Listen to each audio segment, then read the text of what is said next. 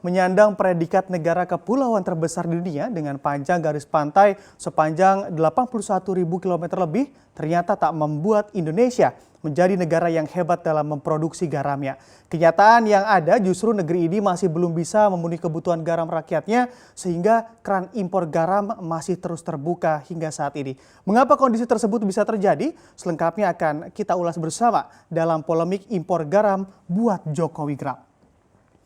Pada hari kemarin, dalam rapat terbatas dengan sejumlah menteri terkait percepatan penyerapan garam rakyat, Presiden Joko Widodo menunjukkan rasa kesalnya terhadap kondisi Indonesia yang masih terus saja mengimpor garam. Kekesalannya itu juga tercermin dari pernyataan yang diutarakannya dalam rapat oleh sejumlah menteri, yakni Presiden Jokowi menyebut bahwa ini harus dicarikan jalan keluarnya. Kita tahu masalahnya, tapi tidak pernah dicarikan jalan keluarnya. Nah, memang di sini atas pernyataan tersebut sebetulnya Presiden Jokowi juga sudah paham betul apa saja titik permasalahan yang terjadi, mengapa hingga kini kita masih terus mengimpor garam. Masalah yang pertama adalah rendahnya kualitas begitu dan produksi garam oleh petani garam Indonesia sehingga hasil produksi garam juga tak mampu terserap dengan baik. Maka dari itu banyak industri di Indonesia yang juga harus mengimpor garam karena keterbatasan kualitas yang ada dari garam yang dimiliki oleh petani Indonesia. Lalu yang juga menjadi masalah selanjutnya dalam polemik impor garam ini adalah masih rendahnya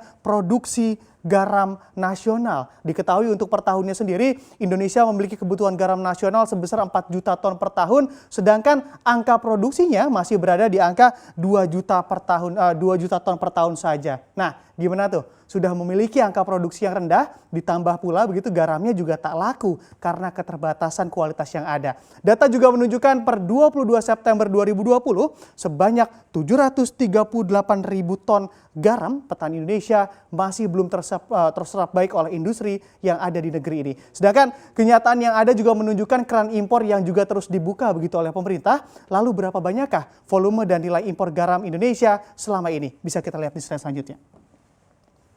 Nah, di sini bila merujuk data yang dipublikasikan oleh BPS dan juga Kemenperin, volume dan nilai impor garam dari tahun 2014 hingga tahun 2019 juga bisa dilihat begitu terus mengalami peningkatan. Bisa kita lihat di tahun 2014 hingga tahun 2019 memang kurvanya ini terus menaik dan puncaknya ada di tahun 2018 begitu dan memang terjadi penurunan sedikit di tahun 2019.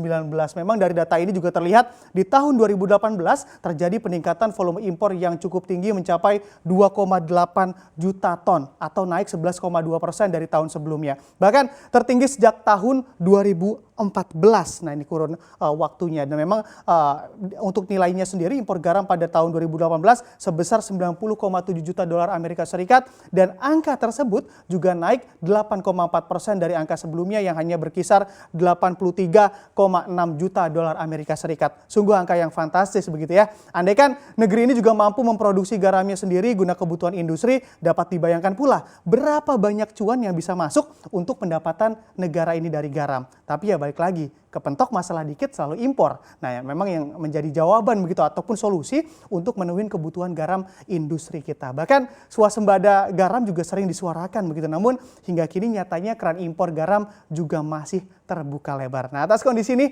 bagaimanakah respon dari Kemenko Kemaritiman dan Investasi serta Kementerian Perindustrian yang memang mempunyai kewenangan dalam mengatasi polemik impor garam ini? Bisa kita lihat di slide selanjutnya.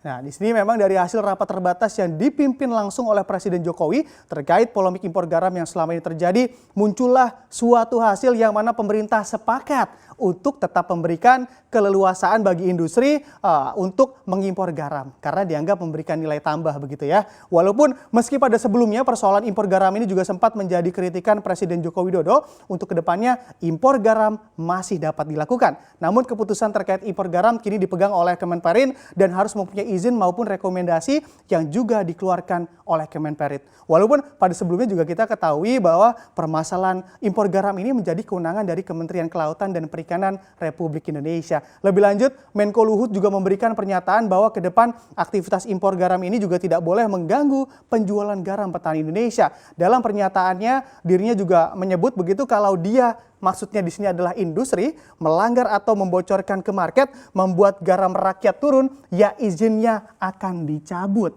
Kita berharap yang paling tahu adalah Menperin berapa industri yang butuh garam dan berapa jumlah yang mereka butuhkan. Lalu untuk Kemenperin yang diberikan kewenangan dalam masalah impor garam ini juga mengatakan bahwa akan melakukan proses yang ketat bagi para industri yang membutuhkan garam impor sebagai pemenuhan kebutuhan perusahaannya. Hal tersebut juga dapat dilihat dari pernyataan Menperin Agus Gumiwang yang menjelaskan bahwa kami tidak akan membiarkan seperti yang disampaikan Pak Menko bahwa bahan baku yang diimpor oleh industri merembes ke pasar sehingga mengganggu petani gula dan garam. Ini akan kami berikan sanksi yang tegas. Nah, ini perlu digarisbawahi, sanksi yang tegas. Dan memang impor garam intinya udah dibuka nih. Terus gimana sih nasib industri garam Indonesia? Bisa kita lihat di slide selanjutnya.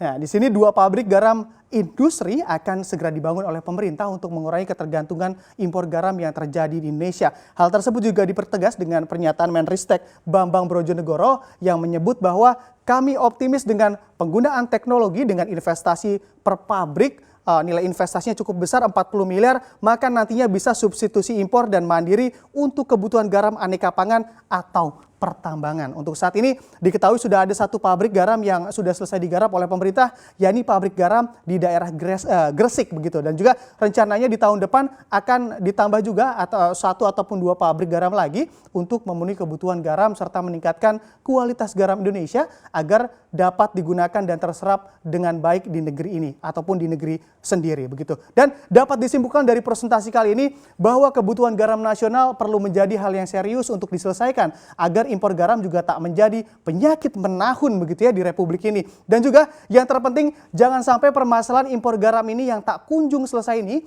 juga dimanfaatkan oleh segelintir oknum yang mengambil keuntungan dari permasalahan yang ada.